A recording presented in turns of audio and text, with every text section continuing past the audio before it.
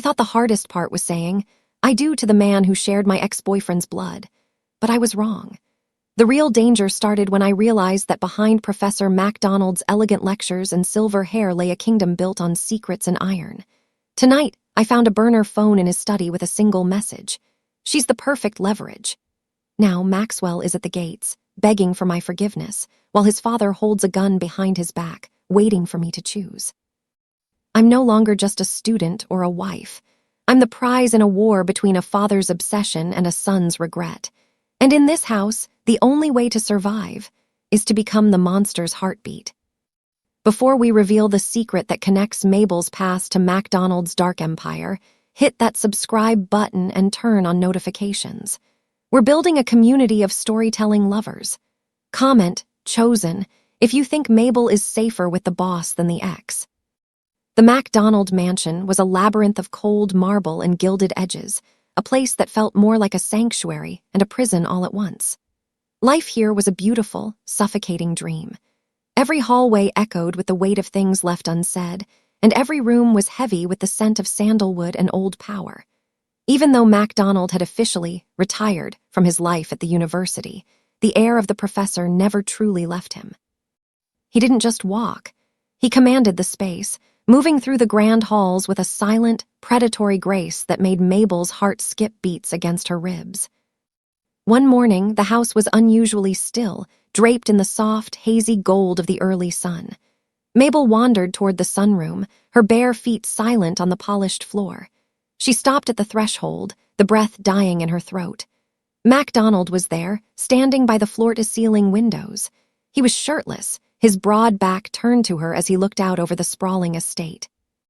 In the morning light, the intricate ink of a sprawling dragon seemed to come alive, winding its way from his powerful shoulder down to the pulse point on his wrist. It was a map of a dangerous world she was only beginning to understand. The silver fox was no longer hidden behind a sharp suit or a classroom podium. He was raw, lethal, and breathtakingly beautiful. Mabel stayed in the shadows of the doorway, her pulse hammering. She didn't make a sound, yet she felt his awareness of her ripple through the air like a physical current.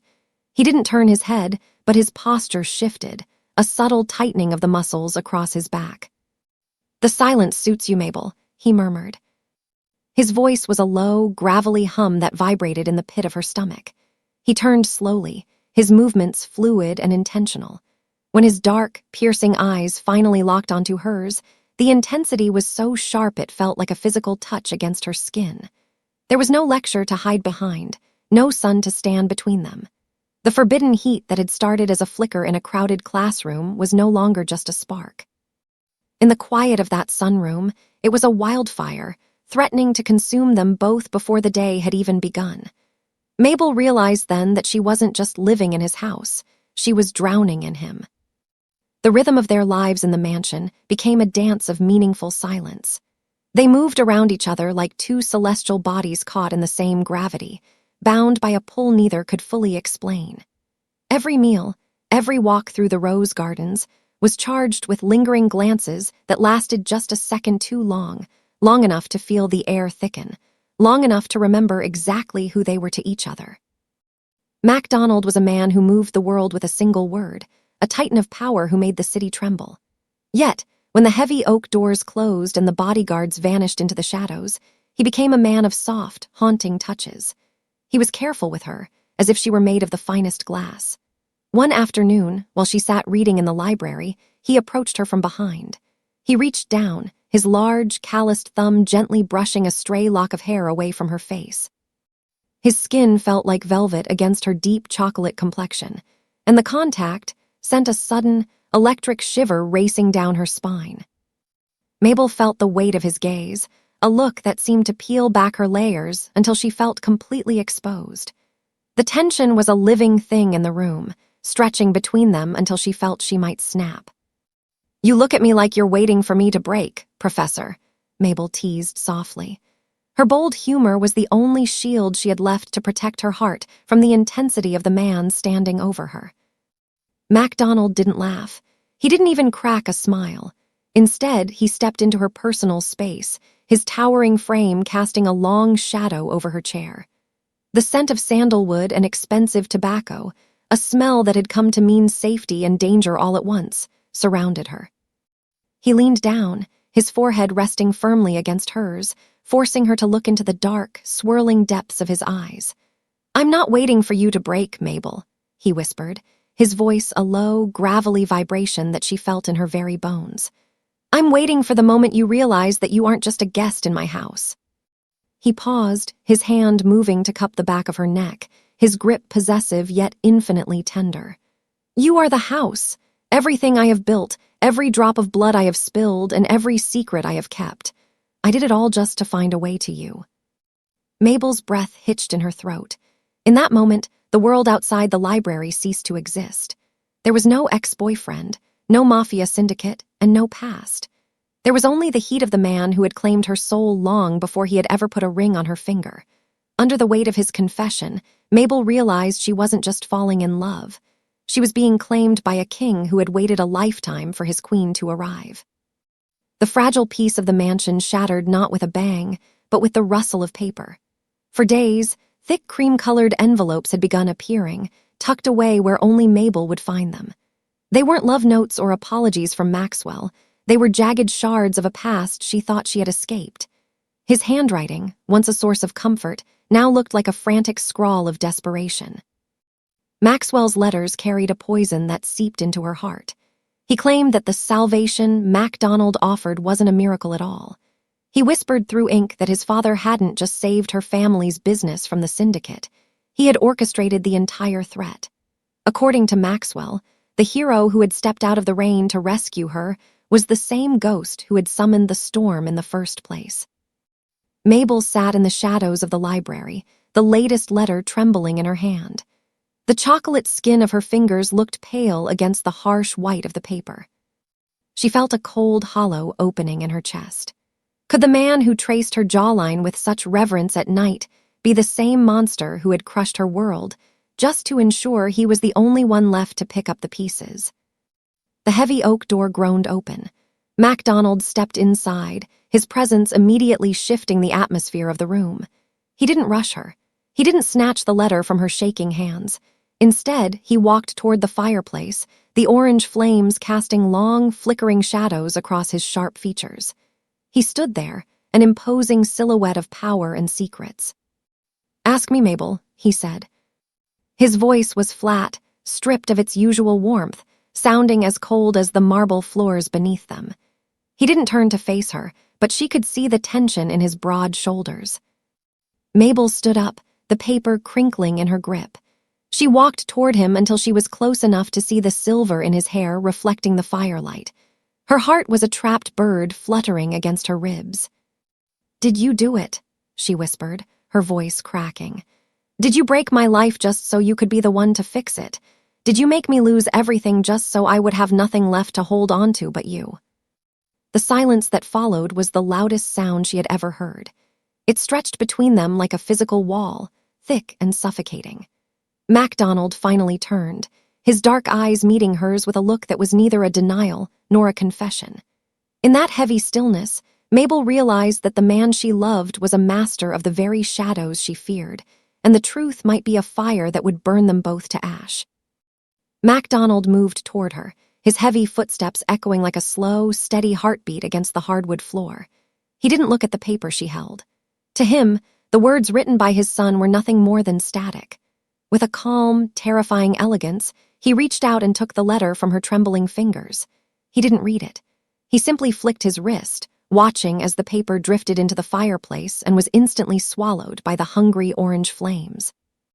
"I found a girl drowning in a sea of mediocrity," he said, his voice dropping into a register that was both dangerous and deeply possessive. It was the voice of a man who had never asked for permission to take what he wanted. He stepped closer, his presence so large it seemed to steal the very air from the room. "I saw a woman capable of greatness being wasted on a boy who didn't know her value, so I gave her an ocean to rule. If that makes me a villain in your eyes, Mabel, then I happily accept the title." The honesty in his words hit her harder than a lie ever could. He wasn't denying the manipulation. He was justifying it with the sheer force of his obsession. He reached out and caught her hand, his large, calloused fingers curling around hers. His thumb began to stroke her palm in a rhythmic, hypnotic circle that made her knees feel weak. It was a soothing gesture from a man who had just admitted to burning her old life to the ground. Inside Mabel, an emotional war was raging.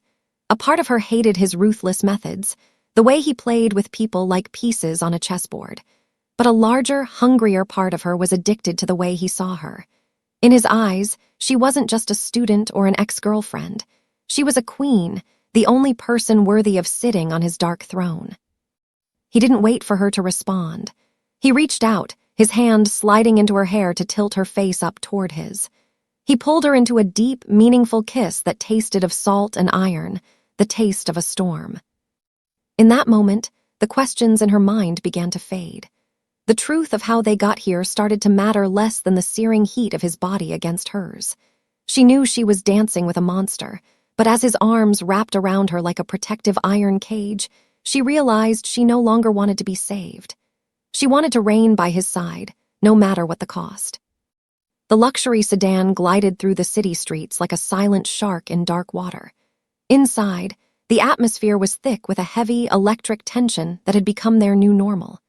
Mabel watched the blurred lights of the skyline, feeling MacDonald's presence beside her, a constant, radiating heat. He hadn't spoken since they left the estate, but his hand was resting firmly on her thigh, a possessive weight that claimed her even in the silence. The peace didn't last.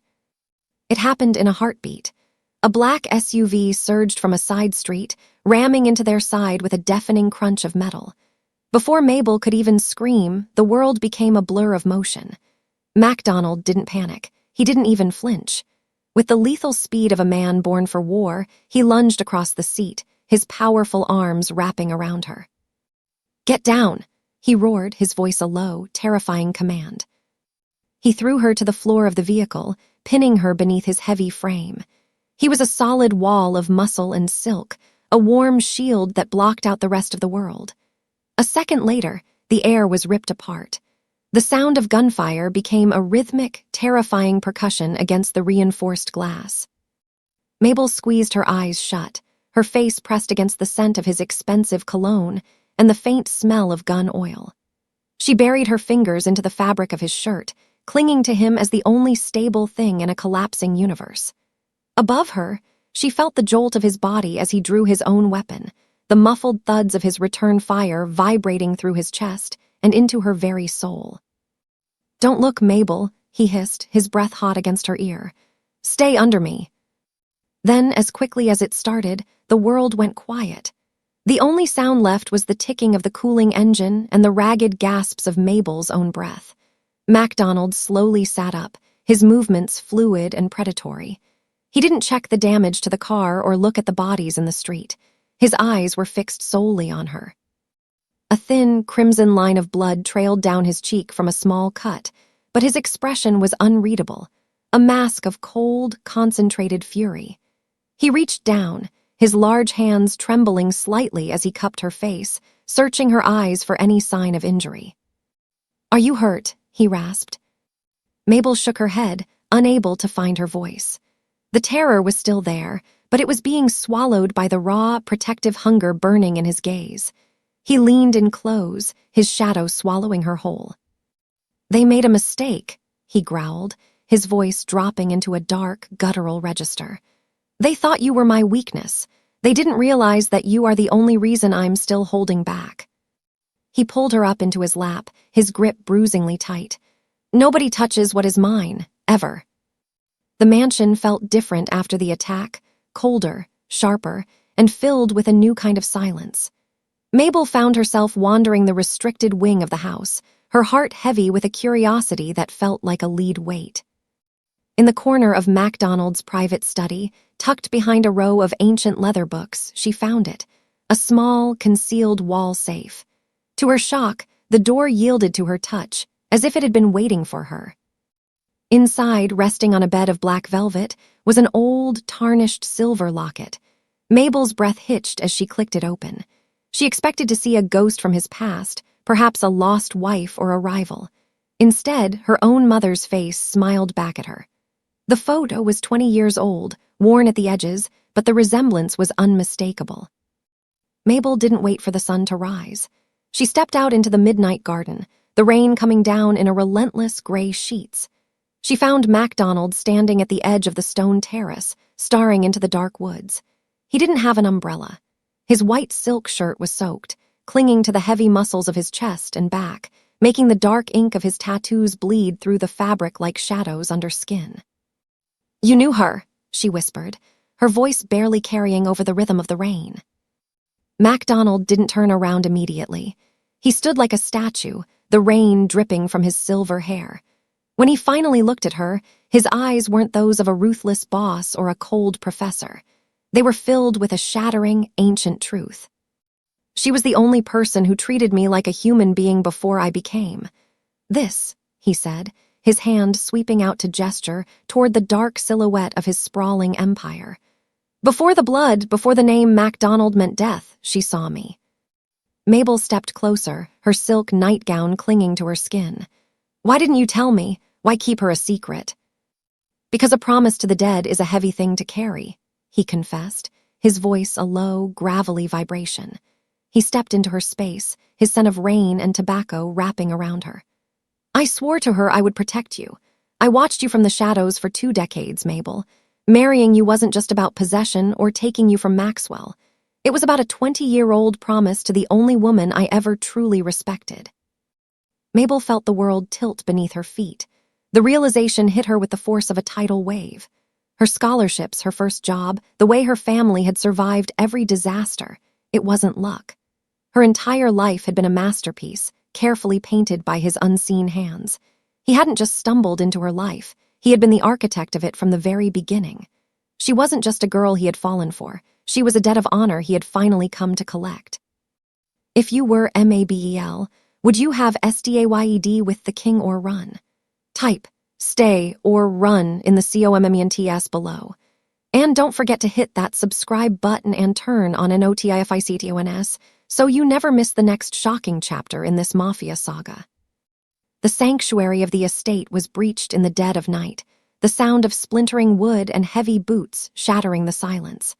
Maxwell didn't come as a lover or a son. He came as a desperate ghost. He burst into the grand foyer with a handful of turncoat soldiers, men from MacDonald's own syndicate who had traded their loyalty for a younger man's hollow promises. Mabel stood at the center of the marble floor, her silk robe swirling around her ankles. She didn't shrink back. The fear that used to define her had been burned away by months of living in the heart of the storm. "Mabel, get away from here," Maxwell shouted, his handsome face distorted by a toxic mix of sweat and jealousy. He looked small in the vastness of the hall. "He doesn't love you. He's obsessed with you because of a ghost. He's using you to finish a story that started 20 years ago. Come with me while there's still time."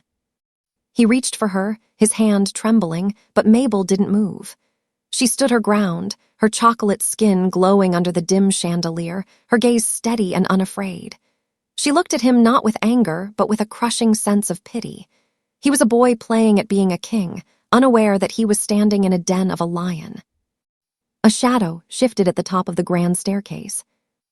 MacDonald appeared, draped in a black silk robe that hung loosely over his tattooed frame. He didn't have a weapon in his hand. He didn't need one. The sheer weight of his presence was more lethal than any bullet. He began to descend the stairs, his bare feet silent on the carpet, yet each step seemed to echo with absolute, bone-chilling authority. The rebels who had followed Maxwell instinctively stepped back, their courage evaporating as the silver fox drew near. MacDonald reached the bottom step and placed himself between Mabel and his son. He didn't yell. He didn't even raise his voice. He simply looked at Maxwell with eyes that had seen the rise and fall of empires, eyes that were now as cold and hard as winter steel. "You were always too weak to carry the weight of this family, Maxwell," MacDonald said, his voice a low, terrifying rumble that filled the foyer. "You think you can take what is mine. You couldn't even protect her when she was yours. You come into my home and speak of ghosts, but you are the only thing here that isn't real." He stepped closer, his shadow swallowing his son whole. The power radiating from him was absolute, a silent command for the world to stop turning. In that moment, the hierarchy was clear. Maxwell was a memory, but MacDonald was the forever. Mabel reached out, her hand resting flat against MacDonald's back, feeling the steady, rhythmic beat of a man who would burn the world down just to keep the foyer quiet for her. The air in the foyer was thick enough to choke on, charged with the scent of ozone and ancient blood. Maxwell's face was a mask of shattered pride and desperate rage. In a final, frantic motion, he pulled a sleek silver handgun from his waistband, the barrel trembling as he leveled it at his father's heart. The men in the room froze, their breaths held in a collective silence that felt like the edge of a cliff. "You took everything from me," Maxwell screamed, his voice cracking with the weight of his own failure. "You took my life, you took my name, and you took her." MacDonald didn't flinch. He didn't reach for a weapon or call for his guards. He simply stood there, his chest broad and exposed, staring down the barrel of his son's gun with a terrifying, calm indifference. He looked ready to welcome the end if it meant he didn't have to look at the wreckage of his own bloodline anymore. Before a finger could squeeze the trigger, Mabel moved. She didn't think, she didn't hesitate. She stepped into the line of fire, her body shielding MacDonald's heart with her own. She stood tall, her chocolate skin glowing under the dim lights, her eyes fixed on Maxwell with a fierce, unwavering strength. "If you want him, you go through me," she said. Her voice wasn't a scream. It was a steady, bold command that echoed off the high marble ceilings. "I am his wife, Maxwell. I am the queen of this house. If you kill the king, you start with me." The room went deathly silent. Maxwell's hand began to shake violently. He looked at Mabel, the woman he had once claimed to love, and saw a stranger who was willing to die for the man he hated. The weapon felt like lead in his hand. He couldn't do it. The ghost of their past was nothing compared to the reality of the woman standing before him. In the heartbeat of his hesitation, MacDonald moved. He was a blur of lethal motion, a shadow that crossed the marble in a flash. With a single, bone-crushing strike, he disarmed Maxwell, the gun clattering across the floor. He grabbed his son by the throat, slamming him against the cold marble wall with enough force to rattle the paintings. MacDonald's hand was a vice, his tattoos flexed and dark against his skin. He looked like a monster ready to finish a kill. But then, his gaze flickered to Mabel. He saw the fire in her eyes, the protective love that had just saved his life. Slowly, his grip loosened. "For her sake you live," MacDonald whispered, his voice a low, guttural rasp. He shoved Maxwell away, letting the boy crumble to the floor in a heap of broken pride. MacDonald turned to Mabel, and for the first time his mask of iron shattered. His eyes filled with a rare, raw vulnerability that made her heart ache. In that moment, he realized the truth. He hadn't just spent 20 years protecting her. She was the only thing in the universe capable of protecting him from the monster he had become. He didn't just own her, he needed her to survive. The air at the private villa didn't taste of city smoke or the metallic tang of old blood. It tasted of salt, blooming jasmine, and a freedom they had fought through hell to earn. The Mediterranean sun hung heavy and golden in the sky, casting a warm glow over the white stone terrace that overlooked the endless blue of the sea. The violence of the MacDonald syndicate and the echoes of the city were now thousands of miles away, left behind like a skin they had finally shed. MacDonald sat in a wide, cushioned chair, the afternoon light catching the brilliant silver at his temples. He looked younger here, the harsh lines of the professor, softened by the peace of the coast. He was shirtless, his powerful chest and arms a canvas of dark, intricate ink that told the story of a lifetime of war. His large hand rested firmly on Mabel's lap, a quiet, possessive weight that reminded her she was never truly alone. They didn't need words. The silence between them had evolved from something heavy and dangerous into a soft, meaningful language of its own. It was a testament to a love that had walked through the fire of betrayal and come out forged in iron. Maxwell was gone, sent to a distant life where he was no longer forced to live in the shadow of a giant, and for the first time, the house was quiet. Mabel leaned back, resting her head against MacDonald's chest. She could feel the steady, rhythmic thrum of his heart beneath her ear, a constant drumbeat that promised safety. The rough texture of the dragon tattoos on his skin felt familiar and grounding against her back.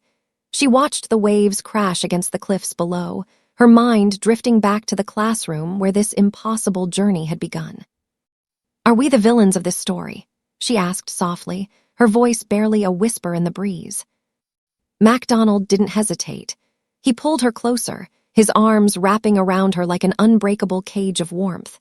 He leaned down, pressing a lingering, tender kiss to the top of her head, his scent of sandalwood and sea air surrounding her. "In their story, perhaps we are," he murmured, his voice a low, gravelly vibration that settled deep in her soul. "The world rarely understands a love that has to burn everything down just to breathe. But in our story, Mabel, we aren't villains. We're finally home." As the sun began to dip below the horizon, painting the world in shades of violet and gold, Mabel closed her eyes and smiled. The war was over, the king had his queen, and the masterpiece was finally complete. If you have come this far, thank you for following through the story of MacDonald and Mabel. Please do well to subscribe and tell us in the comments which city or country you are watching from. See you in the next breathtaking Mafia Boss story.